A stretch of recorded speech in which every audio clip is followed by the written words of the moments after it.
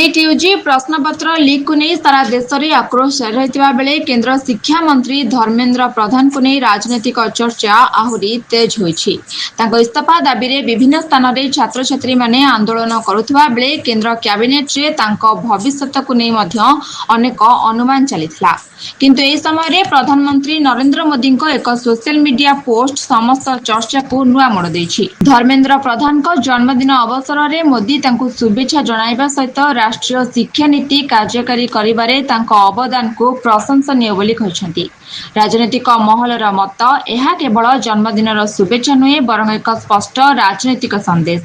NEET विवाद पर धर्मेन्द्र को मंत्रालय हटाजिबो बोली जे गुजब चलीथिला। मोदी को पोस्ट ताको बहु अंश खंडन करिछि।